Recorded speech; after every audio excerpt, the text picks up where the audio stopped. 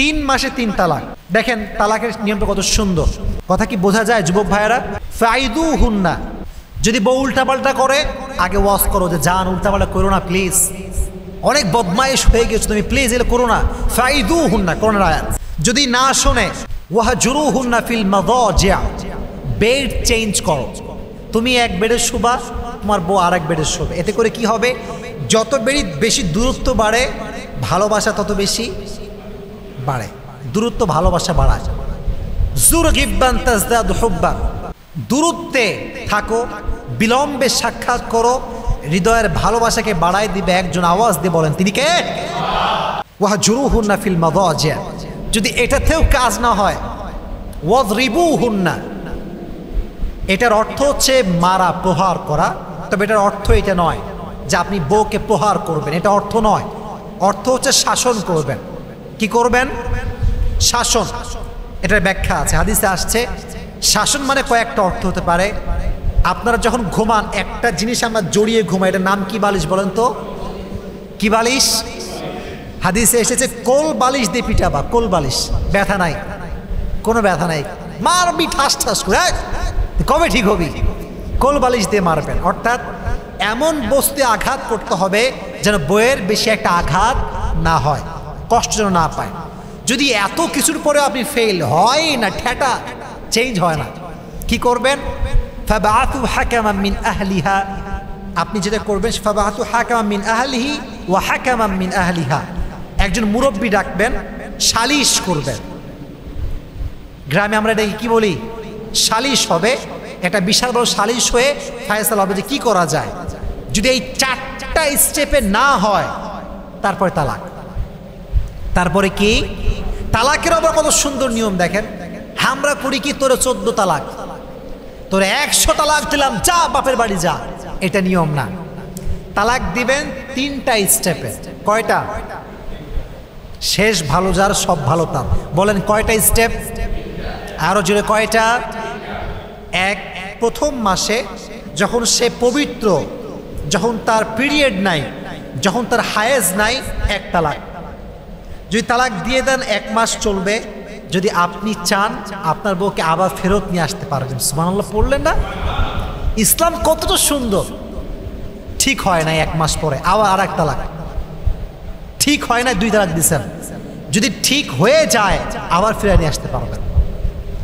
যদি এবারও ঠিক না হয় 3 তালাক, দ্যাট মিনস টোটালি খালাস, শেষ, আর কোনো ঝামেলা করা যাবে না। তাহলে বোঝা গেল স্ত্রী তালাক দেওয়ার ক্ষেত্রে আব্বা আম্মার কুপরামর্শ নেবেন না। মাঝে মাঝে আব্বা এবং মা ভুল বশত স্ত্রীর বিরুদ্ধে গিয়ে সন্তানকে ফোর্স করে ডিভোর্স দেওয়ার জন্য। তাহলে বোঝা গেল আপনাকে পরিস্থিতি বুঝে সামাল দিতে হবে।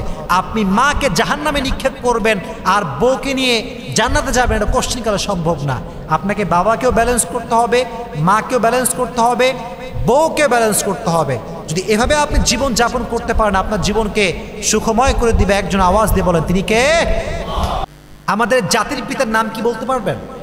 মাশাআল্লাহ, একজন বলেছে, কেউ বলে নাই। বলেন জাতির পিতার নাম কি? ইব্রাহিম আলাইহিস সালাতু ওয়াস সালাম। ওনার একজন সন্তান ছিল, নাম কি ছিল? ইসমাইল। নাম কি ছিল? ইসমাইল। খুবই শর্টকাটে বলছি যেহেতু খুব গরম, তবে ওয়াজগুলো ভালো লাগছে না আপনাদের সবার? শিক্ষা আছে না নাই? আচ্ছা, এটা খুবই খুবই সুন্দর হাদিস, বুখারী শরীফ থেকে বলছি। ইসমাইল যখন যুবক অবস্থায় ছিলেন তিনি একজন মেয়েকে বিয়ে করলেন। তো আল্লাহর আদেশে যখন ইব্রাহিম আলাইহিস সালাতু ওয়াস সালাম বহুদিন পরে ইসমাইলের বাসায় বেড়াতে আসলেন, দরজায় নক করলেন, কে আছে বাসার ভেতরে? কোনো জবাব নাই। হঠাৎ করে একটা মেয়ে আসছে, কর্কশ ভাষায় বলছে, কে? মান আনতা? তো তিনি বলছেন যে আমি একজন মুসাফির, আমি একজন আগন্তুক ব্যক্তি। তুমি কি ইসমাইলের ওয়াইফ? বলছে ইয়াস, আমি ইসমাইলের ওয়াইফ। তো ইব্রাহিম আলাইহিস সালাতু ওয়াস সালাম পরীক্ষা নেওয়া শুরু করলেন, বললো যে তুমি কেমন আছো? বলছে ভালো নাই, অবস্থা খুবই খারাপ। বলছে তোমার স্বামী কেমন আছে? এটা বদমাইশ, ভালো না। তোমার সংসার কেমন? তাও ভালো না, সব কিছুতেই নাশুকরি। একটা কথা বলি, নবী তো নবী, নবী কখনো খারাপ হতে পারে? দ্যাট মিনস এই মেয়েটা অকৃতজ্ঞ নারী, শুকরিয়া আদায় করতে পারে না। যতবার কথা বলে রুডলি বিহেভ করছে, কথার মধ্যে কোনো মাধুর্যতা নাই, শুকরিয়া নাই, আলহামদুলিল্লাহ স্বভাবটা নাই।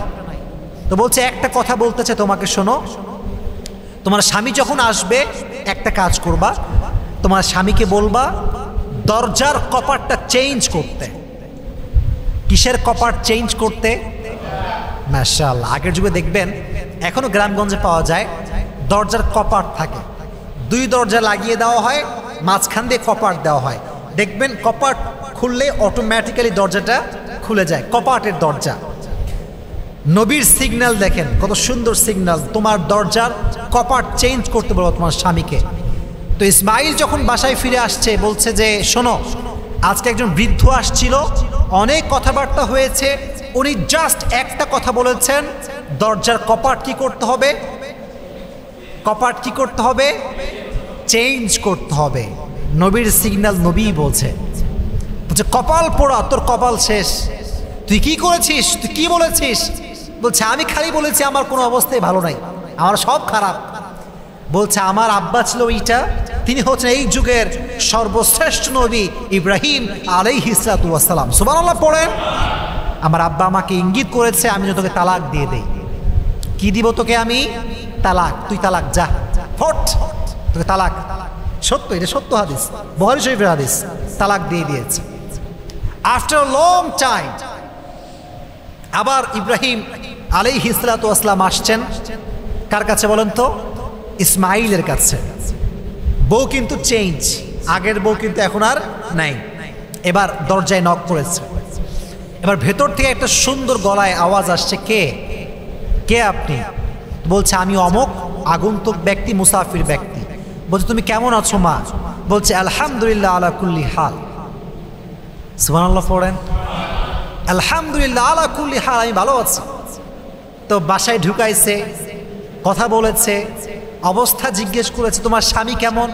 বলছে আলহামদুলিল্লাহ, আমি এমন স্বামী পেয়েছি যে স্বামী সবাই পায় না, আমি বড় ভাগ্যবতী নারী, আল্লাহ আমাকে অনেক সুন্দর স্বামী দিয়েছে। তো যখন তিনি ফিরে যাবেন তখন তিনি বললেন যে তোমার স্বামী যখন বাসায় আসবে তোমার স্বামীকে বলবা তার দরজার কপাট সে যেন মৃত্যু পর্যন্ত চেঞ্জ না করে। সুবহানাল্লাহ পড়ে। তিনি ফিরে গেলেন। এবার যখন স্বামী আসলো তিনি বললেন যে দেখো একজন বৃদ্ধ মানুষ আসছিল, এসে বলে গিয়েছে অনেক কথা, শেষ কথা ছিল এইটা, তুমি যেন তোমার দরজার কপাট কখনো চেঞ্জ না করো। তখন ইসমাইল আলাইহিস সালাতু ওয়াস সালাম বউকে জড়িয়ে ধরলেন, বললেন যে তোমার মতো নারীকে পেয়ে আমি বড় সৌভাগ্যবান, আমার আব্বা যেন আমাকে ইঙ্গিত করে গিয়েছে আমি যেন আমার ওয়াইফের হাত কখনো না ছাড়ি। সুবহানাল্লাহ পড়ায়। আমার বোনেরা যারা আছেন দয়া করে মেহেরবানি করে শ্বশুর শাশুড়ির মন যদি জয় করতে চান, স্বামীর ব্যাপারে বদনাম করা, বলেন বদনাম করা যাবে? যদি খারাপ গুণ থাকে অভিযোগ দিয়ে নয়, ভালোবাসা দিয়ে সংশোধন করতে হবে। মনে রাখবেন, কাউকে যদি আপনি সত্যিই ভালোবাসেন তাকে আপনি ধমক দিয়ে চেঞ্জ করতে যাবেন না। আপনার ভালোবাসা, আপনার আচার, আপনার আচরণ এমন সুন্দর হবে যেন আপনার ভালোবাসার মানুষ অটোমেটিক্যালি চেঞ্জ হয়ে যায়। রাজি আছেন তো ইনশাআল্লাহ? তাহলে বোঝা গেল যুবক ভাইয়েরা, সংসার করার ক্ষেত্রে নারীকে তার শাশুড়ির পালস বুঝতে হবে, শ্বশুরের পালস বুঝতে হবে। এটা যদি কোন নারী বুঝতে পারে সংসার জীবনকে সুখময় করে দিবে। একজন আওয়াজ দিয়ে বলেন তিনি কে? হাদিস থেকে আমরা শিখলাম সংসার চালাবার ক্ষেত্রে, জীবনকে সুন্দর করার ক্ষেত্রে আব্বার আদেশ, মায়ের আদেশ মানার দরকারটা আছে না নাই? তাই বলে আপনি তালাক দিয়ে দিয়েন না। নবী বলতে তালাক দিতে, নবীর ব্যাপারটা ভিন্ন ব্যাপার, আমাদেরটা ভিন্ন।